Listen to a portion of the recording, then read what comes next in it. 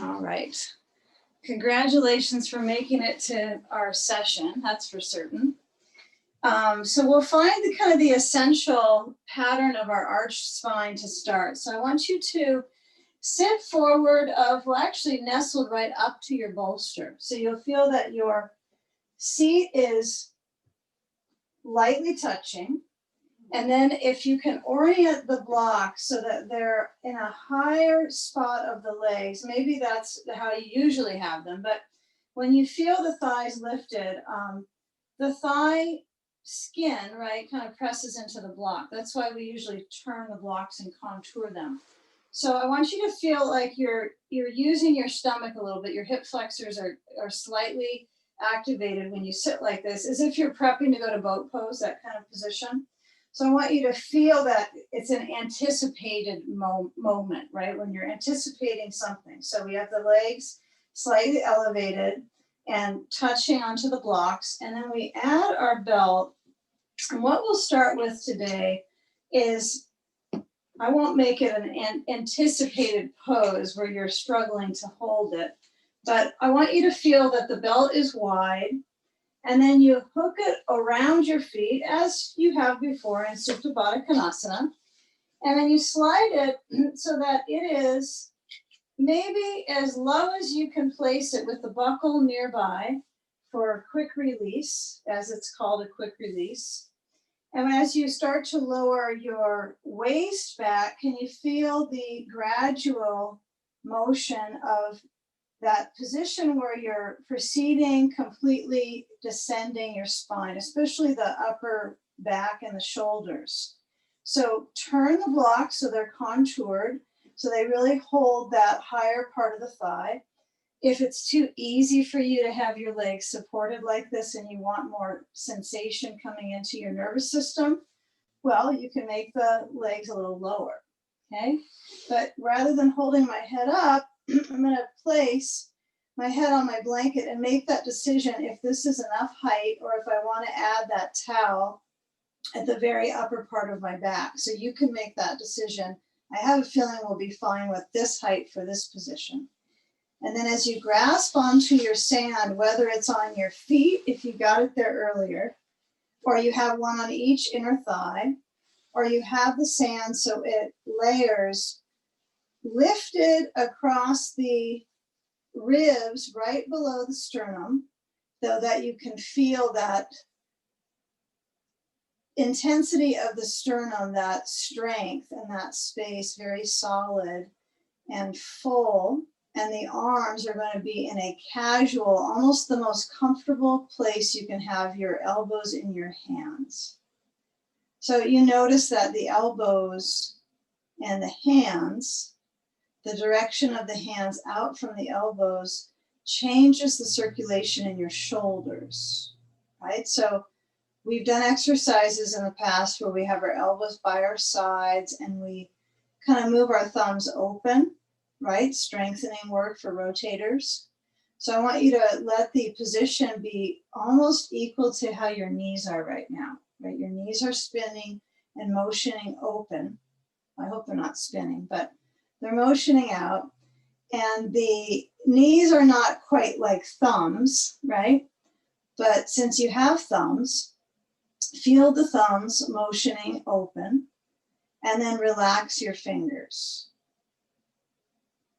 Giving yourself the few moments of entry time into this session today, your session, purely breathing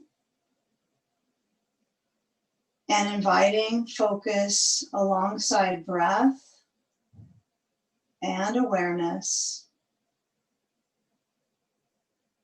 with all of us coming together for practice. So there is an experience of feeling the support. So see if you can bring that in, especially if you're imagining that from others. And then keep that communication of breathing, very full upper chest.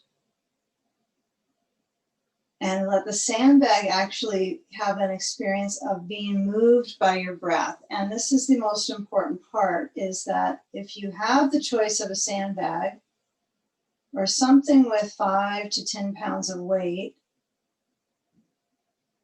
you're moving the circulation through the upper ribs. And if you don't use a sandbag, that's fine, but maintain that path of emphasis with your centerpiece of the chest, the lungs, and then, of course, the diaphragmatic breathing, feeling that connectivity at the base of the heart, and it threads into, or it basically kind of spills down into the feeling of the belly, belly soft. Resting the face, the jaw.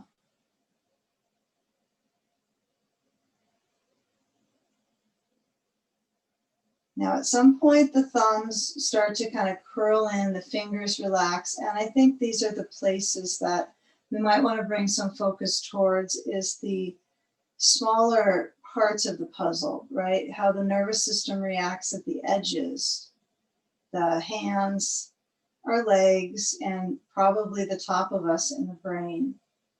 So if you can possibly move your shoulders back without trying to pull them up to your ears, feeling the shoulders move back into the bolster.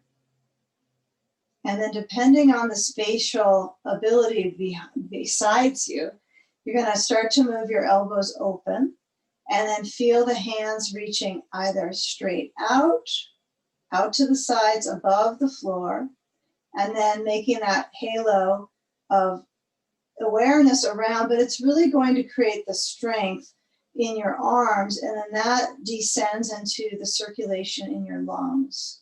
So reaching the hands together behind you, interlace your fingers at the roots. Okay, good. And then feel the hands when they press back, turning the hands inside out. Feel the wrists. And that complete awareness through the shoulders. Maybe they are equally, or they feel some equilibrium, and perhaps you don't notice much difference, and you might notice quite a bit. But where there's balance in the body, see if you can level your attention there with your breath. Even if breath feels like it's mostly in face or in belly.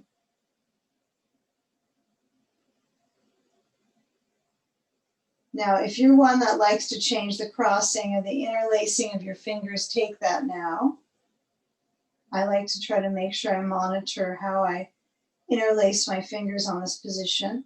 You can also kind of clean up this pattern by holding your elbows instead of your fingers together, and feel that thick rib position, right? It's that thickness in the ribs that are, it's the whole centerpiece of the body has a kind of a sturdy thickness, but it also can be moved by your breath. And there's so many ribs that it's kind of mysterious that you think of it as one big thick block sometimes when you're laying back.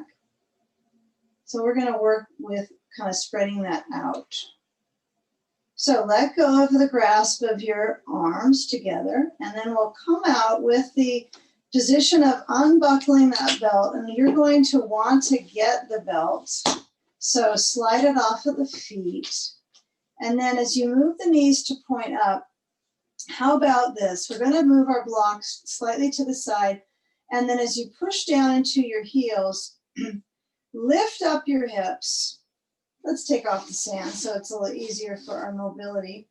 And then I'm going to move the blanket off of my top of the bolster so it's a little easier on my neck.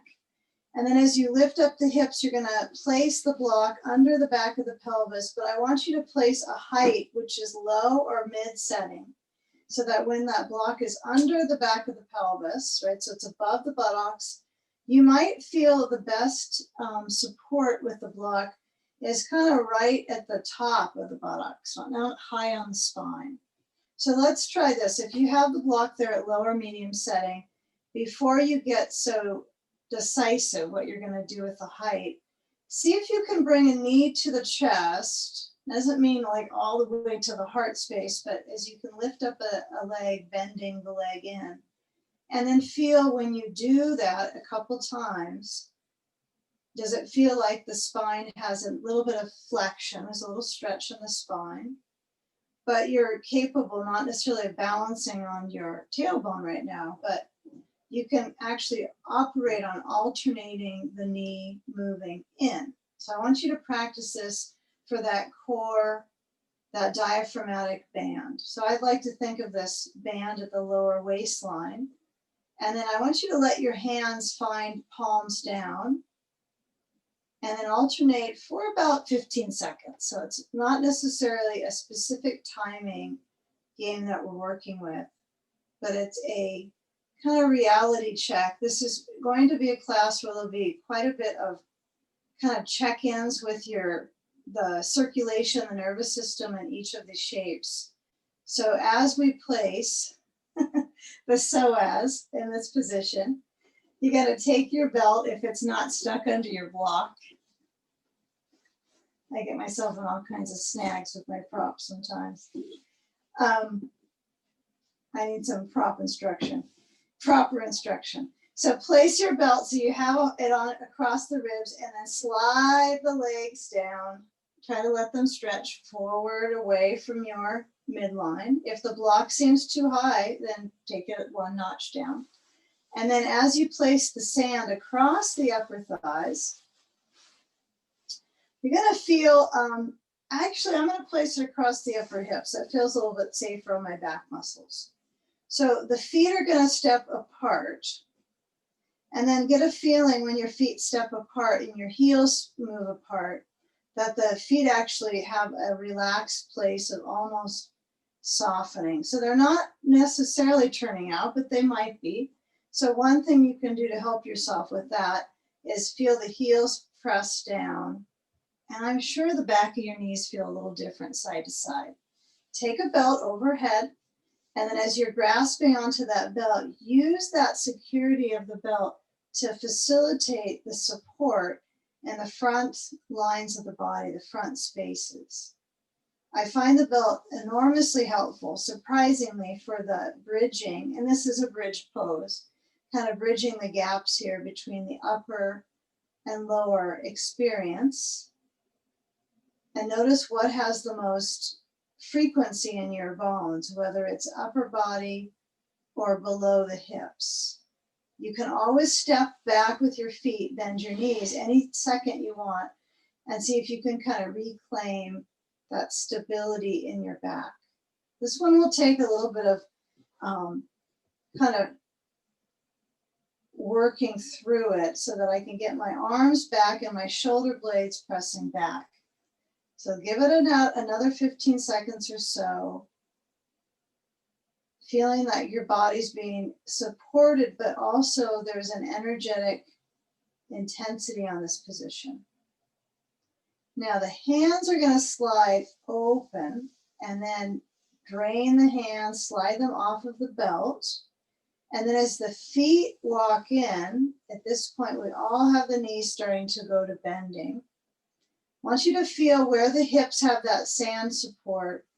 And then as you push down into your feet, take just a mini moment of your feet have 100% of the awareness into the feet on filling all the corners of the bottom of the foot. Okay?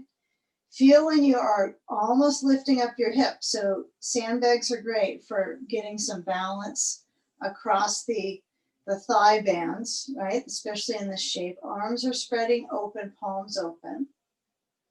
And then as I start to lift up my hips, I can still feel the block under my tailbone space. I'm going to slide the sand off, but try to stay with the moment here. Slide the block out. Get your ball. If you don't have a ball, you're going to use that towel or a block on the left side, right besides the left hip. So go ahead and place the ball on the floor besides the mat. And then as you start to lower your spine, We're going to release the tailbone as if you're trying to move it back into the bolster. And then as your feet get closer to your sitting bones, lift the right foot, cross it to the left knee, and then you might catch yourself doing one of these things. I mean, my sacrum is not completely touching my bolster. So if it's not really that close, you might scoot yourself back there. And if you miss your blanket that you had under your head, you can bring it back too. This feels a little better. So I want you to feel when you lift up the right foot that your back is touching to support, not that you're kicking up and you're kind of flinching and gripping in the hip flexor so much. So if that's really happening at the lower belly to the top of the thigh, a lot of grip, you might put your hands to the lower belly right at the top of the hip rim. And then when you pick up your right foot, really see if you can cater to balancing your sitting bones for the moment when the foot is just off the floor. And then as you cross the right ankle to that left knee, have a little bit of free play here. So I'm going to lean my left leg into the ball and hold the right knee. Or I'm going to give myself space on that left side of my mat, and I'm going to let my leg cross a little bit over and lean to the ball. Okay, so I'm going to choose ankle to knee and hold the right knee and move it towards me. Okay, some like to have the leg crossing. I've seen this many a time. And you might find that there's something in your core that feels good about that oblique kind of motion in the waistband. So feel what works if you're holding your knee, regardless of the leg crossing. Send the right arm straight back besides your head and align your emphasis to start to feed into your hips. Okay, first shapes were very symmetrical. And now we're starting to kind of go into, in some sense, kind of a little breakout session. We're going to go into the hips and then focus on one chamber of the body. So pull and feel the right amount of motion with your left hand with a pulling pattern. Okay? Good. Resting the eyes and maybe 2% of the brain. See where that gets you. It could only be useful to integrate the concentration on breath. Savor this time.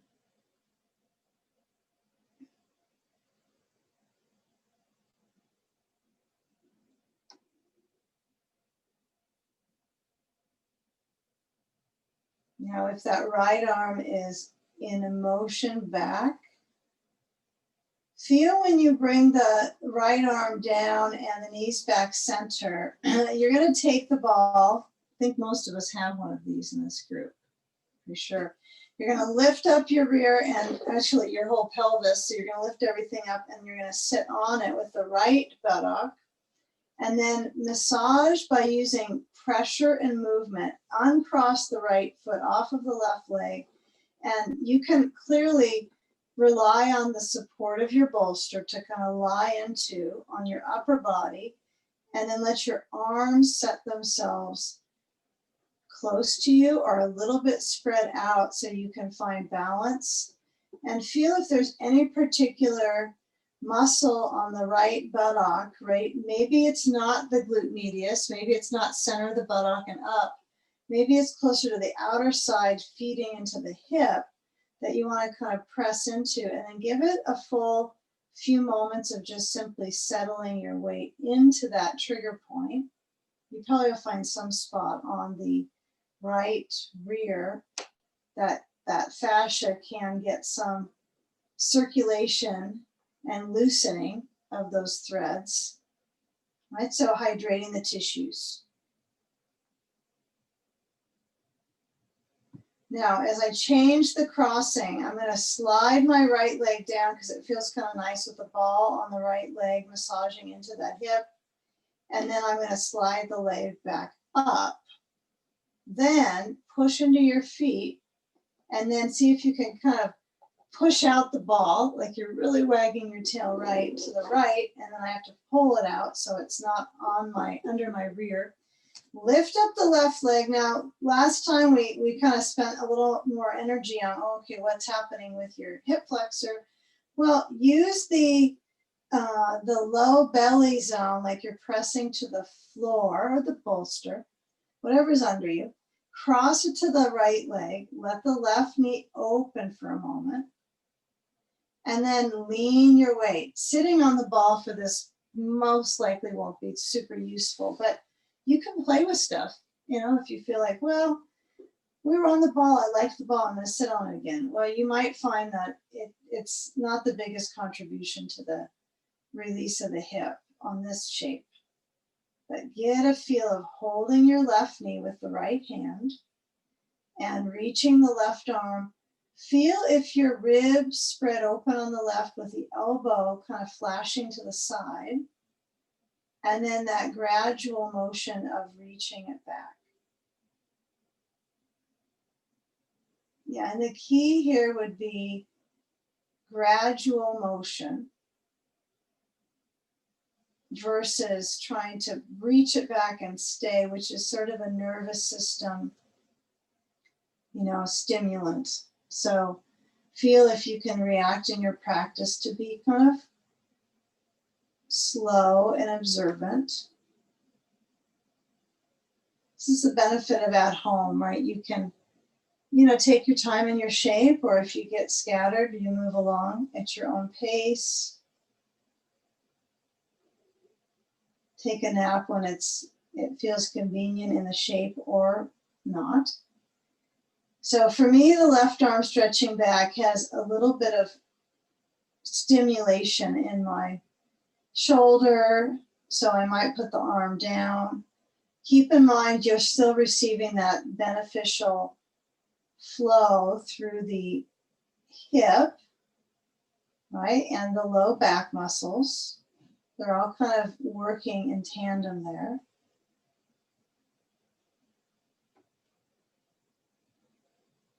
And then as you start to negotiate how you're going to move onto the ball, you might find the left arm lowers down, and then I shift my knees back center, take the ball out, and then uncross. I'm going to uncross right away on this side and just see if it changes how the ball is received under my left rear.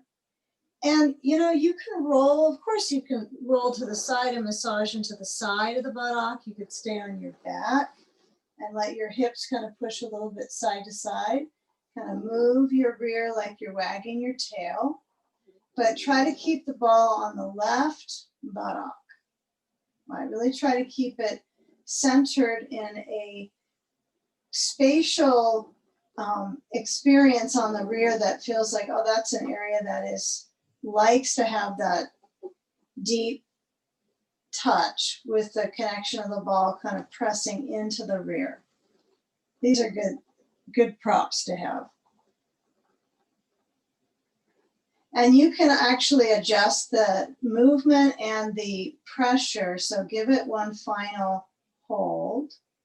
Okay, and this is going to be where we transition to our side work. So I want you to actually roll a little to the left, take the ball out, of course. And I haven't really sampled using the ball for this respiratory on the hip, because we're really going to focus on the rib space. So I want you to take your bolster so that it is across, but we're going to add the blanket right on top. It seems like, not very much height, but you might find if you have your towel or blanket, it's a small blanket that you might find, that you'll place it on top of the bolster. And then on the other side, we'll have a blanket stack. So it's in that quarter fold. I think we're following this pattern pretty well. Your hip that you were just massaging is the base hip now. And so when I curl my body over, we're going to start today with the knees together. Okay, so we're focusing on upper lobes of the lungs. So where you want to be kind of in the center of when you cross over the threshold of the bolster, it's on the mid-thoracic, but we've all got this one down as far as where that pattern goes. The difference is that I'm going to stack my blanket up a little higher under my head. Seems a little bit more relaxing. And then I'm going to put a ball or a block. You can do either. The block might be kind of nice because it's just spatially a little bit, larger than the ball. But I imagine you might have something that you can explore here. But the key with this is, oops, get your sand. Okay, sand is going to be pretty high up for this one. So I want you to try the sand application where it's across, not lengthwise on the side. And so you might really have to get your blanket higher up. All the props we need for this is going to be taking me some energy to learn. Okay, so remember I mentioned the chair here. So if you do have a chair and you want to put that here, you could have a little more height with the arm. Does that make sense? So if your shoulder is pretty sensitive, the chair can be really nice. It's a lot of clutter to have around in your practice too. So if I'm here, my knees are together, and that's going to put a little more into my ribs, okay? A little bit more into my upper lobes of my lungs. Now, of course, my hands could be down and comfortable. I don't have to. And I want you to focus. I can't see everyone's alignment on this pose, but what I'm learning by watching trainings is that the tendency to keep your rib line in line with your pelvis is rare. Most of us kind of tilt back. We don't have this like right in line. So it's generally that you're going to probably try to have to push your hips a little bit back so that you can feel this is lined up, okay? Versus what we've done with our leg pushing back. We will do that, but stay with this for a good minute here. So feel where your left and right hand or your right hand is comfortable, whether that's a little overhead or not at all, you choose. And find it so that it's not getting an ultra strain. So if it's a little strainful, go back to a cozy position. If the sand has kind of descended into that curve in the waist, try to get it back up. It's a bit of a challenge on this one for the breathing. And of course, if it stays in the curve, it's okay. So we're going to stay for a little tiny bit of time, but the knees positionally are important. And I think you might start to feel where you get the hips to push a little bit back, and then that stretch into the ribs. It's really subtle with the ribs though. Okay, so the knees are connected so that the lower back is completely supported. Okay, now we're going to change from this side line into side sage at your own pace. I trust that you'll find that pace. So you might put your hand on your sand, your arm kind of holding onto your sand sack. And then as you lift up and slide the right leg back, this is where you might kind of get back up and put a ball on the inside of the knee. I know it's going to take some energy to do that directionally, but you might even be able to kind of push the ball or the block down under your inner right leg. And then for certain, I want you to try to work with that sand a little lower in actually the curve of the waist or to the hip, and stretch the right arm open towards the ceiling. So my head is leaning a little bit back. Now, careful continual motion. So we're going to bring the right arm so it goes over the side of your head, maybe over to the block, and then let your head turn so it's resting into the blankets. You're resting your head. Doesn't mean that you have to turn so your forehead is down, no, but you're on the side. Relax your left hand. Make sure that you're feeling that the support is continuing in the ribs and the breathing muscles.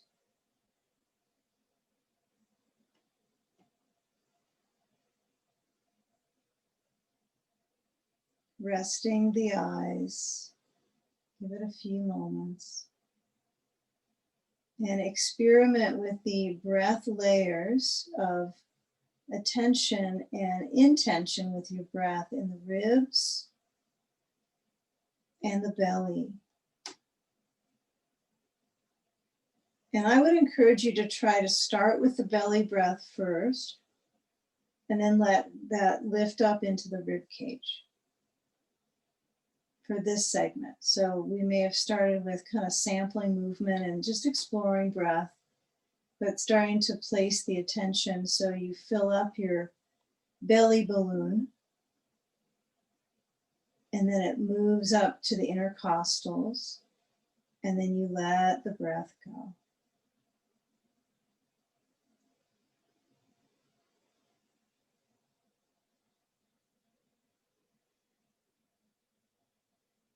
Good. So with this moment here, see if you can polish this pose up, which might mean you slide the right arm down and feel where it's truly the most calm. Maybe it's besides the waist, it's on your body, the right arm. It doesn't have to be on the blankets or the bolster. It could be on you. Okay, so we feel that left side touching into the prop, so it's actually being held, which is kind of interesting. I feel a little sensation on the right side with lengthening, but the left side is truly being kind of held into shape. So we're going to cruise through the organs, organ cruising, when we come up in a moment. So feel where the right leg is moving in towards the left leg. I know you might have a ball that kind of falls away or a block that's still kind of near your rear, but it's easy to move them. But we have the knees together in that sideline position. We're going to influence the ribs with a little motion of turning just to get up. So I want you to put your hands turning towards the floor, hands down. And then as you come up, you're going to take the sand for a moment over to the left side of your mat when you look forward. And then find out where your props are. And you might take your towel away because it added a little bulk to your ribs. It's small today, so when we build up that in time, you will adjust. Okay, but only this group. Okay, so sit on your bolster. We're going to be having, just keep an awareness today, the direction on the mat's going to change 2 times. So if you have your screen in a certain way, it might be interesting, but we'll go with the show here. We'll go on with the show. So right leg goes open. And you can have a block or a ball under the left knee. Put something actually not under the knee per se, but on the side flesh of the leg. And you know, the spatial connection when you bend your leg, you might place the ball just about there so it's supportive, especially when you get your sand on the top of that thigh. Then it kind of lets it in motion down a little bit. Yeah. So the ball could work, the block might be better for some. It's not required to use a ball at all on this one. Don't have to use the ball at all. Okay, so we got a belt and we have a pattern where the side that we were just moving down into, we're going to rotate that side. So take a belt, buckle up, and make the loop on it pretty small. So you'll have a long belt this way to feature the pose. There you go. Yeah, I know, Flo, I was about ready to do that one, but we'll see where it goes. First things first. So take a belt under your right foot, place it around to the back of that right hip and hold the belt with the left hand. Now, I would be a little casual about this. So instead of getting so kind of anticipatory where you're going, feel kind of how your body might need to be supported. I mean, it needs some help. So when the leg is out on the right side, I'm using this position of my leg to help stretch my arm, and my ribs. So it's true that you want to push out with the foot so that when you stretch the left arm back, right, I have some connectivity in my shoulder and my ribs. But for some people, they want to keep their arm bending and closer in, kind of to work on this lower chunk of the rib cage, or it goes higher up when the arm is straight. So I would be cautious here when you hold onto your left knee with the right hand, that you orient yourself to these mid-sectional position of breath and potential to twist. Keep it pretty casual. Don't get too rotational with your maximum. Feel where it is reasonable for your left shoulder, and then pause.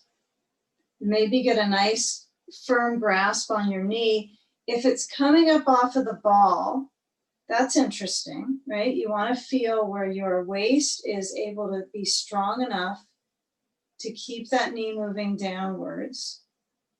And then it's a matter of rotation, but also multiple rotations in the body. So I have my left foot kind of out in the middle of my mat. Some are going to pull their foot in towards the bolster, and then it's a little easier, I think. So I think it's a little easier. It's possible here when you're relaxing your grip on your belt now, let go.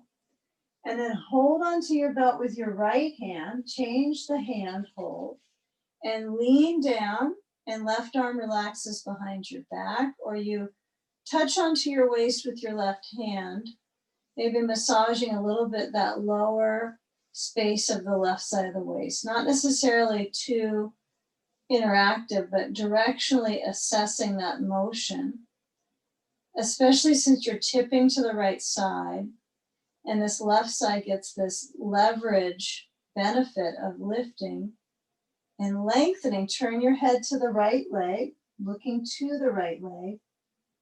Left arm could be behind you, resting on your body.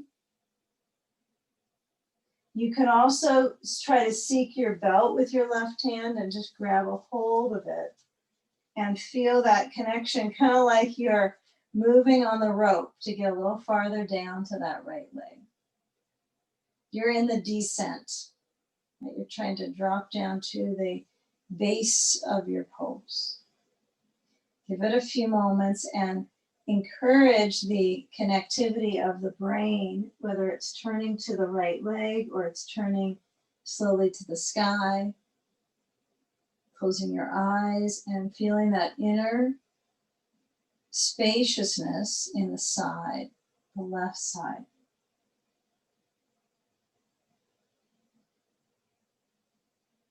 I know it's only one side so far that we're moving through.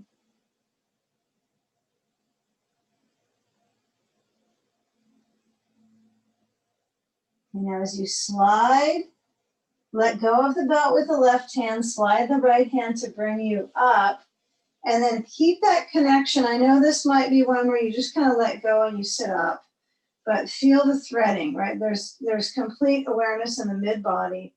And then when we bring that right leg forward, take the belt off the foot, slide the belt away from your mat there, and then you're going to take both of your blocks and they'll place either besides your right foot in front and lean forward.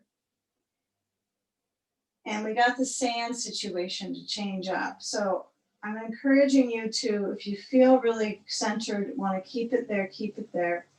If you're going to change the layer, you'll move the sand to the right thigh, over the thigh, so it's a nice wrap on the leg, as high as it will go. And then lean forward and notice if the ball is best under your left knee or your right knee, right? You might even wad up your towel under your right knee, but you'll feel the thighs kind of motion open. It's interesting, our Baddha Konasana beginning, right? Our legs have that equilibrium for most of us after practicing so long, but these positions can be not so symmetrical. So Feel and be careful, right? How far your knee is moved out with the right leg. You might bring it in a little bit, the foot. Walk your blocks to the top left corner. Okay, stay with this because this is going to be a pigeon shift here. So we have this left corner focus. Stay on this side of the map. Okay, left side. Left leg, arms reaching. Okay. So now where that right hip is awake at this point, see if you can bridge that connectivity from that right hip. And I think of it right now as kind of, I know the hip is not a wing, right? But, you know, they can kind of feel like that if you're in these two different patterns. So start to move your sand away. And then, I know you got blankets behind you. I want you to tuck in one blanket, toss off the top one. Stay with this pattern if you need to come back to it. And then you're going to move your right leg back and take the blocks right in front. So the left foot is actually trying to move up on the mat for this pose. The ball is not essential to have, but you might not like it at all. I'm going to keep it because the study that with the knee that's kind of interesting lately in these technique sessions is that I'm not trying to get my hips level at all in this pose right now when I come into it this way. So you might work with taking the ball out, feeling the foot hook closer to your bolster. And the direction is certainly a forward bend with this one. So not a back bend, but if my hips aren't perfectly, you know, level, which is not going to happen with this pattern, then my body goes into a forward bend to stretch into my left hip, but also to release my back, forward, head down. And try to keep it in the forward bend category. So if this left foot is close to my bolster, I'm going to see if I can scoot the foot a little bit up. But if that's too much in my rear on the left side, then I let it stay. And I don't want to snap anything around in the bones. I want to keep them getting a good blood supply. So if things feel a little bit kind of stiff or brittle in a spot, then back off.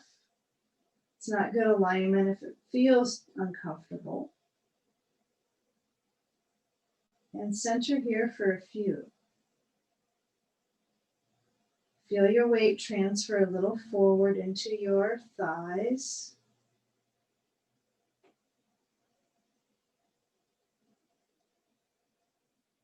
Good. And let the mind move the reality of aligning from your lower body to your upper.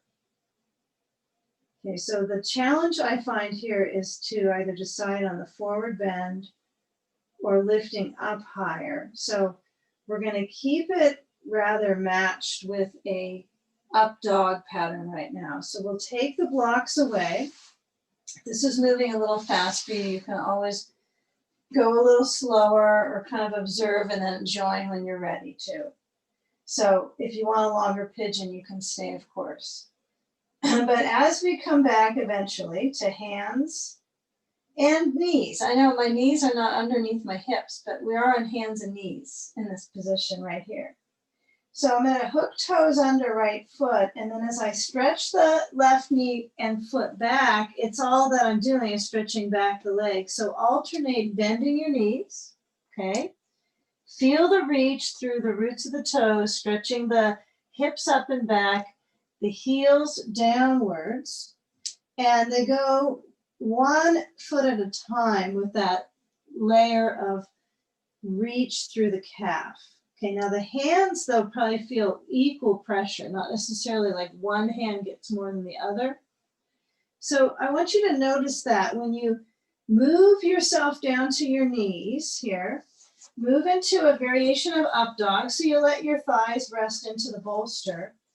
And moving a bolster under our hips for an up dog changes the angle on our pelvis and our spine when we have a bolster. So you can use the bolster this way, right? We've done it a few different ways in the group, or the bolster lengthwise, which we'll do in a moment. So feel this way. Notice your lower back bend. It's a low back bend. Okay, and then when you bring the body back to table, see if you can move the hip chamber back, space the knees wide enough so you feel like you've got a pretty good base. You're pretty stable here. And if the wrists are bothering you, turn the fingers out. If that doesn't seem to facilitate release and ease, you might find that coming down to your elbows for cat-cow works better some days. So you're going to hollow the belly, chin to chest, round your back, cat shape. And then we'll inhale. And when we arch the spine, consider moving the eyes forward and stretch the eyes out. Not necessarily your chin up, but you're stretching to your eyes. And then come back all the way into cat again. So alternate threading the spine and the arch of the back. And exhalation, hollow the belly, chin to chest. Inhale last time, reaching. Okay, now when you come back, toes under to downward facing dog, what we'll do is we'll pivot our bolster lengthwise, and we're emphasizing getting our head onto the bolster today, so we can actually have a root from our head, the head to the sitting bones. So when I lift up my hips, I can put a block. You can also tilt up your bolster with a block as well. Sometimes this works for some to get the head to touch, okay? And some don't want to have that. It doesn't work for them in general at all. So you get to decide if you're gonna have your head touched to your bolster. But I want you to feel whatever is under your bolster on it to help you, and see if you can reach your sitting bones back and feel the arms stretching apart and your head touching to the bolster. Yeah, I know it might take some props to get underneath your head so that you can feel that root, not just of your feet, but also of the top of your head. Yeah, I don't want you to turtle your head down and in. So do what you can. I know it's going to take a few moments to get back to the next shape we're working with, but spend the moment here. Hands pushing the floor away. Good. Okay, now walk your hands back to your feet, or your feet towards your hands, and let the toes lift up a little on the blanket you have there. So toes are up, heels are down. Stretching your calves. And then if you can, possibly choose one of these three. Okay, you can either bring your hands to your bolster. I know you might have a towel on that or some stuff. Lift up the bolster so that there's a full pattern of length in the back line of the body, through the ribs into the shoulders. Okay, you can also choose to have your hands relaxed down or on the bolster on the floor. You might do each of these actually. And then finally, you would let the head completely be persuaded to rest down from the upper spine. Yeah, and let that be kind of a trail for you to completely lengthen your back. Breathe deep. But there's no holding of the elbows on this version because of the calf stretch, right? So we have to continuously monitor what's going on in the legs. Okay, now step off of the blanket, push it a little forward so your feet are flat on your mat, on your flooring, and then hold your elbows in Uttanasana, held elbows shape. Let your shoulders feel like they can almost shrug down off of the back. The big heap on the top of the back, let it go. And let the brain completely relax. Let all your thoughts spill out. Big pile of them there.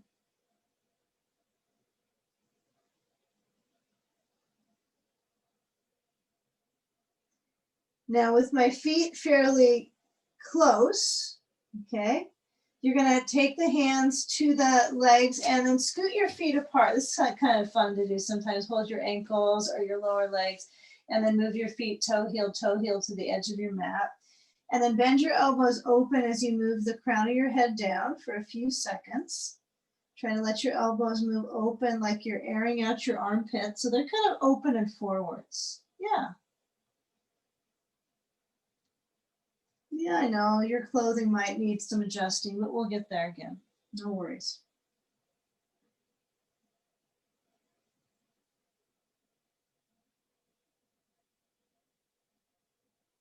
Now, as you bend through the knees, lower down your hands, okay? And then start to walk on forward. You have a wide leg stance, so you're going to scoot your feet in, and you're going to actually lower down to that up dog. If the bolster's got a block under it, you'll have to move that aside. And then you're going into the up dog with a narrow bolster. So lift up through the whole waist into the core, chest. Okay, now ease down with the elbows. So you're going to come into a little more of a grasshopper pose, right? So the elbows are by the sides. You're really using your limbs as folding, right? They have kind of a folding layer at the elbows. And then when you start to move your ribs forward, take a baby back bend. So you're going to bring your hands back besides you into locust pose and feel the tops of your feet delicately touching down, and see if you can really work with that strength and continuum from your lower back waist to the lower lungs. Breathe, strengthen the lungs. If you get a little tapped out with your lungs on this one, bring your hands to the floor and then take a moment and then come back with your hands. So sometimes you have to get your hands back down and catch your wind again, but try to work with that ribs forward, upper lobes of the lungs. Okay, so part of the lung work today is, now let's put our hands down, is and come on up and then sit to that blanket. Is this focus on keeping the diaphragm open and the directional pattern with it. So we're going to turn our bolster now. I know that your angle with your screen might be a little funky because now I'm turning because I want to face everybody towards this side. So with this blanket or towel on top of your bolster on this right hip down, okay, second side, I'm going to put the blanket so it's not going to be on this, or the towel on the side of the bolster that's touching to my leg. And I'm not super happy about the knee pushed down to the floor. So keep it, this is what it's classically taught as these really basic upper lung positions. But analytically, right, with the lungs, using the sand and working on that strength is what we're focusing on. So we got a ball or a block between. And if it doesn't seem to be kind of winded for you in your lungs right now, it's not that you're like a super good free diver or something, but you might have some pretty good breathing capacity. So, but we still want to work with strengthening that. So when I put my sand up high, remember we do 2 side poses today. So as you lower down, make a position of support for you with your arm overhead. I think I'm going to try that chair one next time to put my hand on a chair seat. Yeah, maybe that is a good arm position. So I've got my knees with something between, so it could be block or ball. Yeah, the ball should probably be right at the knee in line in the center, not on the thigh. Okay, so play with that, get a feel, and these are all recommendations, and they're the most elementary basic right? So if you're going to do some little experimentation, that's up to you. But here's the focus with your hips. Yeah, we've done this too many times in one position only, so we might not have this line from our ribs straight down to our hip. And you can look up and see, is your rear pushing back or is it tucking under? You want to have it so it's just flush. Shoulder down to hip. I'll have to look at the recording and see if I'm in line later on. But get the sense that it's like you feel you're off balance when you do it correctly, it seems. So it's like your stomach muscles are working a tiny bit here. The ball is helpful for that. So I don't want to push my feet and tuck them in, right? I want that to be flush as well from my knee down to my ankle. And of course, that's not always perfect with your foot stacking. So you do the best that you can. Your feet can kind of hug each other. Foot hug. So left arm is either over or it's resting down towards the right. And find where your head actually turns a little bit to relax the neck. So feel all these angles the neck can be in this position.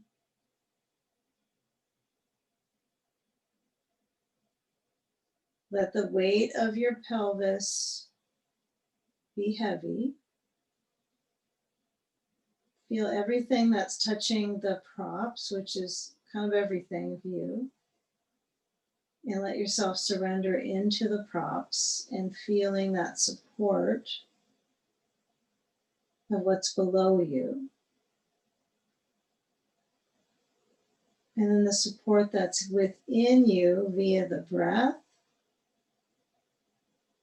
And you might only have that as a particular focus to kind of grapple with is, oh yes, I have my breath. I'll come back to that trusted source. And maybe the heart rate is able to get a little more calm. Maybe it's up. So as we change into side sage, this is where you might have that advantage of graduating to a little deeper stretch. But keep it calm.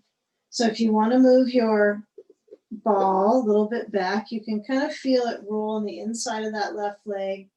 And then as I stretch the left arm over, I feel my left leg kind of change. That's what's changed, is the left leg. The right knee might tuck up a little further into that bolster, but your blanket or towel is still on top of your bolster. Yeah, so the advancement on this particular pattern is to get higher up with the height under your rib cage. But the mid-thoracic is the important part that's lifting, right? So it's right at the nipple line. That's what you're trying to keep lifting. And if you feel the breath when you lift up your arm to the ceiling and move it over, or just lift it up, you can feel the inhale is not necessarily very long, right? To get a 4 to 5 count inhale is challenging. Through the nose, right? Through the mouth, it might be easier, but we're trying to breathe through our nose and out through our mouth. That's a good idea. Less stressful on the nervous system. So give it a little bit of time. You can move your sandbag down. If you got kind of happy with your sand where it's at, you could keep it there. It's a little breath challenge, though, to keep it for 3 to 4 minutes. This is a recommended shape to be in for 7 minutes for respiratory strengthening. This is a whole little science session, but we're not going to be here 7 minutes. So that's maybe a relief, but keep in mind you can add this simply. You could do a relaxed Baddha Konasana and then each of these sides, and then legs up the wall and have a nice 25-minute practice. But we're past 25-minute practice so far. So encouraging where the arm is up, or maybe it's behind you. This side could feel different for your shoulder. Okay, but feel if your head is still in the same position, you might turn. So your back of your head is on your blanket for a moment and feel what that's like. It's nice to kind of break off from the kind of habitual patterns and poses that don't allow us to get a lot of free range, right? Especially where our neck might be. So give it some continual motion because it can when it's supported. Stretching your neck is nice when it's supported, I think, versus kind of free dropping. Okay, so what we're going to move back towards is that seated pattern. We have a few more seated poses, then we're going to get to brain flow today. So I want you to lean into it. We're going to do a little more study with that. Lean into the left leg now, moving the ball aside. Take the sand over to your knees, so it's kind of on that side. That's where we're going with the sand. And then I'm going to encourage you to put your hands both back to help you feel a little bit of that twist in the lower guts. All right, so it kind of wraps around my back. Okay, toss your towel. Take a careful seat up, use your arms. And then when you're here, we'll place the right knee open, the ball, the sand. Oh, yeah, it's kind of fun. I got to turn the other direction today. It worked out. So now your left foot's going to touch to something that's not limiting it too much. So make sure you've got some reality check with your footing that you have if you need to move your props around. Getting the belt lashed to the foot, and then, this is a fairly specific sequencing. Now, when I stretch my right arm back with the belt being held by the hand, and I bring the left hand to that right leg, I notice I do tend to pick up the leg. So my work is in trusting my seat, trusting the waist, it's really trusting the process of the pose. It's really going to always come back to that. So however it ends up. Now my knee is going to get a little bit of help. So I'm going to get that ball under. Now if the ball's too low, then get a block because they're higher for your legs. So if you keep holding your knee up, then get something it can center onto. Blocks are good, towels, blankets. So when you're turning to your right, this is a fairly deep twist. And it's kind of fun because it's very supported. If your shoulder is not liking this belt situation, you can put your hand on your blankets, and that might be just what you need, something a little less. It's okay.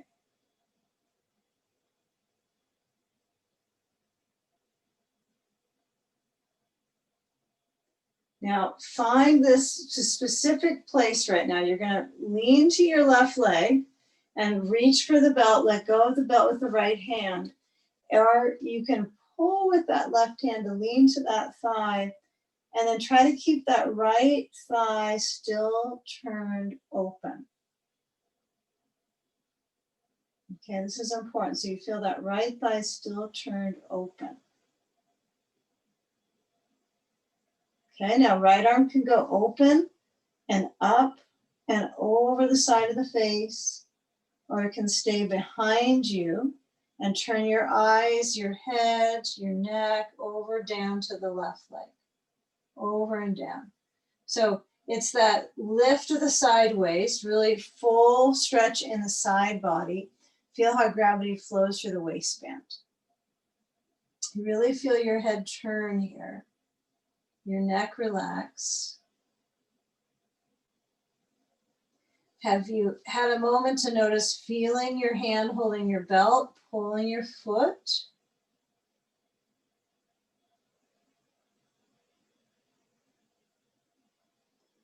And it might be a bit of a kind of a toss up in the belly if you're feeling your connection in your waist, or if you feel some surplus in the tummy tissues. So when we do slide up to come out, feel that casual nature of taking the foot out of the belt and then crossing that left foot in front. And then we'll get busy putting our sand on the left thigh and then taking our blocks and going forward with our hands onto them, But you know, you might notice that this whole lower core was just kind of being wrenched over. So when I lean forward, I want to let the belly relax, kind of soften into the tummy. Feel the belly move with the breath. Feel that forward motion.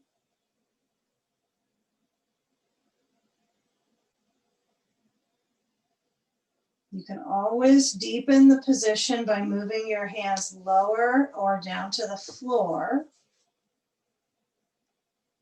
You know, but finding where there's a natural arch in the spine, which might be maintained by massaging through that spine by arching and rounding the back, small cat-cow motions. I like that experience of movement because you usually orchestrate that with a breath. You keep the rhythm of breath with the movement. Generally, you get a little more breathing focus when you have movement. It's like you have to tap into that. Or you stay in the shape and you kind of hold it sometimes. I never do that. Now blocks are going to go, I think this time we'll stay with them in the forward motion a little bit longer.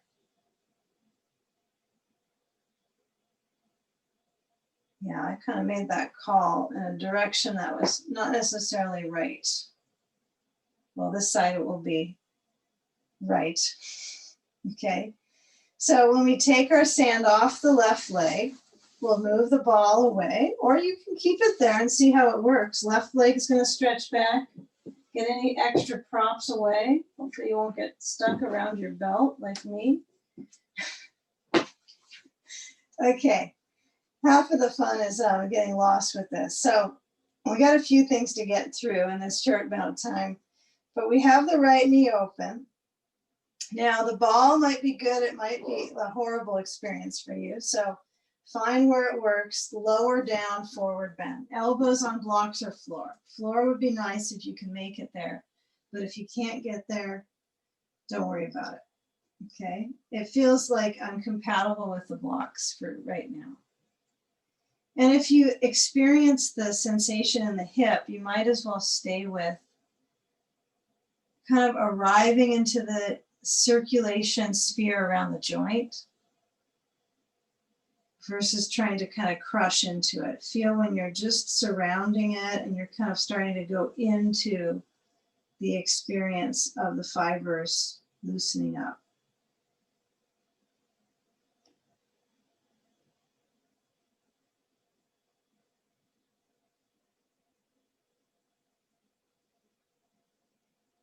You know, with that right foot either close to the bolster or it's a little bit forward of the bolster. That's where it's generally taught. Remember, hips don't have to be level on the pigeon forward bend. If it's not working for you with that direction with the foot, you can always pull it in closer to your bolster.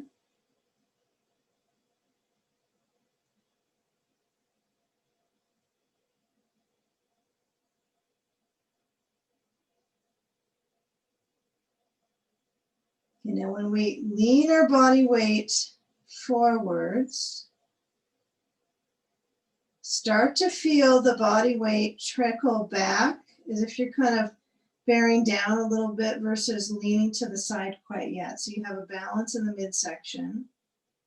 And then as your hands help you come up a bit, you're going to take the left leg and bring it out and circle around to come to your back. So let's take this. So we've got a belt, okay? We don't need the blocks. Those can go bye-bye for till the very last thing. Have your body, so when you lie back, your blanket is at the back of your mat, if at all.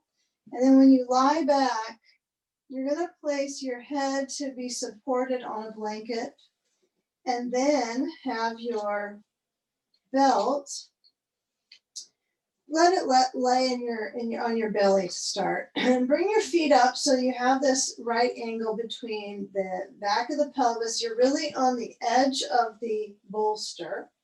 Tailbone is right at the edge, important. Kind of hold that for a moment so that you have the knees So they're now apart. So the feet are apart. That's reality. And then let the left foot lower down. Feel the right leg drawing in and keep the left bottom of the foot on the floor. Don't slide it out quite yet. And then hook your belt loop around your right foot and loosen it quite a bit so you have it to hang from your foot to your collarbones, right above really the sternum. Seems to be the spot. And then as I come into brain float, I'm going to first start with my sand on my left leg. And not required. You don't have to have any sand on your leg on this one if you don't like that. You can stay with your knee bent. Door 1 is knee bent, no sand. Door 2 is sand, straighten leg. I think there's about 2 on this pose. And then level out this position. You're going to place the belt to the occipital ridge. So you want to get a feel where the bump is at the back of your head. And then get a feel where it goes from the upper back, right? Into where the neck is really starting at C7. You want all that space where you can feel that base of the cervical vertebrae. You want to feel that that is floating up. So if I have my belt here, okay, wrapped around, and my head leans back. So I'm almost touching my blanket right now. Now you don't have to do that, but you might find keeping it simple is good. Especially for the nervous system right here. Swallowing, clearing the throat, feeling that light stimulation in the thyroid, the parathyroid, right? The hyoid right here between the parathyroids has a little bit of squeezing, right? So it's a little bit of a Jalandhara Bandha, chin lock is what it really is here. So spend the moment noticing the connectivity in your neck, and I know you'll feel your leg and your left leg, both legs have sensation. So adjust for a few more moments.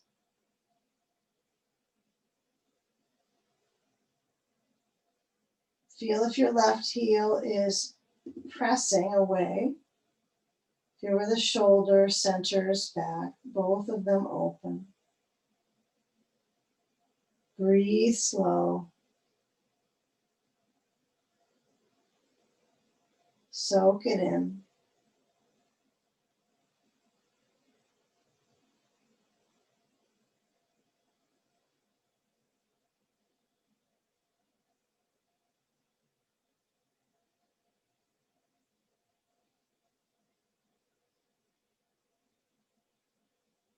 Now steady the focus into the support under your head. You might slide it off your head to switch the foot in the belt. You might keep it there and move your sand and then move your left foot up and hold the back of your head for security. And then when you change, you change sides, the left leg goes up, right leg goes down. And I start with the right leg going downwards and knee bending. So the foot is on the floor. And then start to get that bulk of my sand onto that leg and stretch it down. Okay, so feel where that line of awareness is as we thread through this final spinal. I know it's a little different of a exit strategy of a practice, but it'll come together. Hopefully. Okay. So feel where that patience is. This is a really pose that you have to produce a little bit of patience to be in, or you don't do it at all. But the benefit here for the thyroid, the endocrine glands, it's simply the stimulation and circulation there.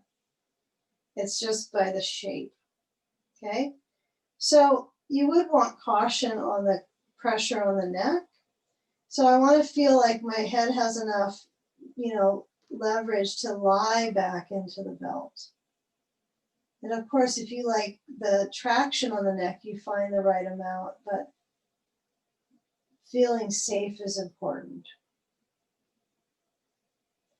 So that left calf has some connectivity. Give it a few more moments. We're going to be moving the legs up after this, so you'll feel like it just keeps kind of threading together before you know it. You don't need a lot of leadership with it.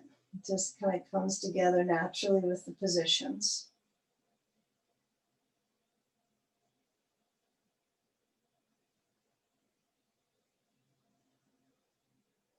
You know, as you move the belt, and then you might want an extra few seconds on this one so we have purely even time on each side. But, you know, I feel a pretty deep pull in my left leg, like it's fairly significant. Even if my hamstring's fairly open, I feel like it's, you know, it's draining. It's really quite a drain in the lymph. So take the belt off your head. And then we'll take the belt off the foot today for time purposes. We could do lots of things with the belt, but we're going to work with that drain of the intensifying the flush of the lymph. So I put my sand on my feet. I lift up my sand in my feet or on my bottoms of my feet. And then I have this kind of prim and proper-ish. The legs are up and my tail is towards the edge. I can always get it a little closer to the edge, but you generally slide a little bit in the pose.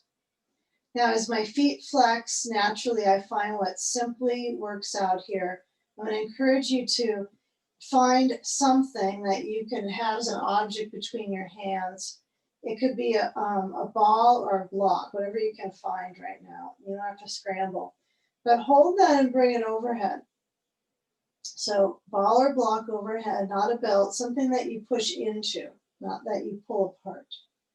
That's the key. Now you're pushing up a little bit with your feet. No matter what you think, you do have some energy of pushing. Just like you do when you stand on them, you're pushing, right? And when you're on the back with the legs up, there's a little pressure. So feel pressure into the hand, stretching the ball or block overhead. The block would be wide or mid-width. Okay, now try to get the legs to vertical. And then as we move the ball up or the block towards the ceiling, breathing. Okay. Depends on what you got. If you got a ball, use that. You're going to lower that to the belly. You're going to bend your knees and you're going to move that sand off. You might need to multitask here and put your ball right in your rib cage and get your sand off. Depends on how you like sand removal to go.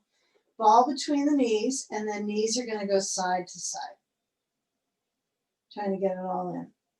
So when my knees go side to side, I'm really working on reaching over with my knees to stretch my side. Now I want you to keep this going at your own free will. So you can either keep on the bolster or knees to chest, and then push the bolster away, which is where we're going. And the knees go side to side, but without the bolster under your sacrum. So that's kind of a choice if it feels better here, to ease a little side to side. So coming to the final spinal, I'll give you a choice if you want to spend a little bit of time with this crossover for the hip, or if you want to spend more time with your legs up, okay? So if you're going to do the crossover pattern, you'll cross the right leg over the left, the knees will go to the left, and maybe a block or ball, but my feet are on my bolster, and I'm going to scoot a little bit back so I have a little bit more space for my joints. And you can add a sandbag to your outer leg or go free of that, which might feel kind of nice today, is to just kind of be free of that pressure right now. Feel what range you have in your low back and your ribs. Breathe.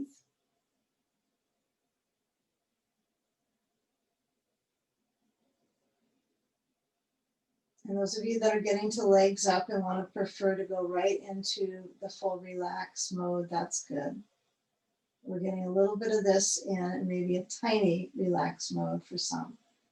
For those that are over in the crossover, change sides, right leg down, left leg over right, knees to right, sand or no sand on that outer leg. You choose. If you're going to add your sand, keep in mind you want to layer it so it feels like it's consistent on each side and supportive. But no sand might be your program right now for the moment. Okay, and fine tune the ray of movement with the arm and the waistband. So the arm and waist are moving left and the knees are moving right.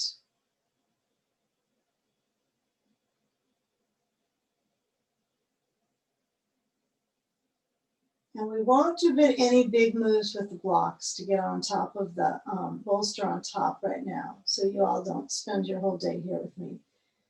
Okay, so when you do take this final spinal motion, I want you to feel when the knees are clutched into the chest, and then we'll take about 45 seconds or so. Let the legs rest on the bolster with the knees over the bolster so that the knees are lifted up and supported. And feel the knees move a little bit apart. Avoid the Baddha Konasana right now. It's almost too much information in the nervous system. So let it be soothing. Add some sand maybe to low belly or no sand, you choose. And then spread the arms out to pentacle pose, right? So you have your arms open, your feet are open, and receiving and feeling that collective awareness among us in the group.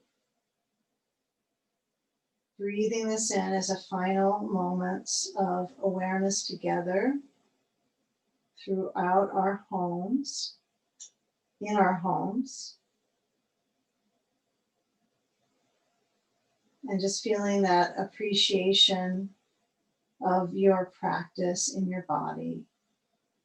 Soak it in.